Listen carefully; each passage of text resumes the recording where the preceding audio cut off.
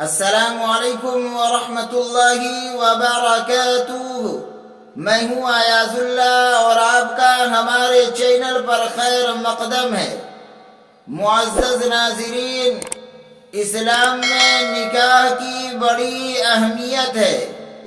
اسلام نے نکاح کے تعلق سے جو فکر اعتدال اور نظریہ توازن پیش کیا ہے وہ نہایت جامع اور بے نظیر ہے۔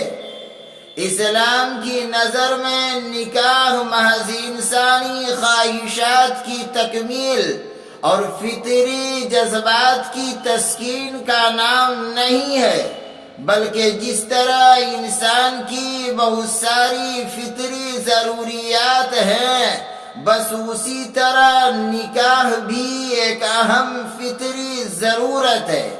اسی لیے اسلام میں انسان کو اس فطری ضرورت کو جائز اور مہذب طریقے سے پورا کرنے کی اجازت ہے۔ نبی کریم صلی اللہ علیہ وسلم نے نکاح کو اپنی سنت قرار دیا ہے، چنانچہ فرمایا النکاح من سنتی، نکاح میری سنت ہے۔ ایک دوسری حدیث میں نبی کریم صلی اللہ علیہ وسلم نے نکاح کو آدھا ایمان قرار دیا ہے، چنانچہ فرمایا اذا تزوج العبد استکمل نصف الدین فلیتق فی النصف الباقی او کما قال علیہ السلام۔ نبی کریم صلی اللہ علیہ وسلم نے فرمایا کہ جو کوئی نکاح کرتا ہے وہ آدھا ایمان مکمل کر لیتا ہے، باقی آدھے ایمان کے بارے میں وہ اللہ سے ڈرتا رہے۔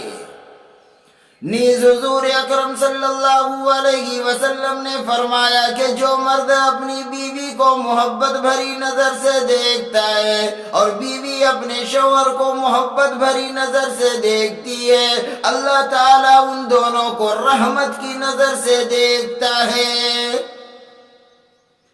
اور بیوی بچے والے شخص کی 2 رکعت نماز بڑھ کر ہے اس شخص کی 82 رکعت سے جو بیوی نہ رکھتا ہو۔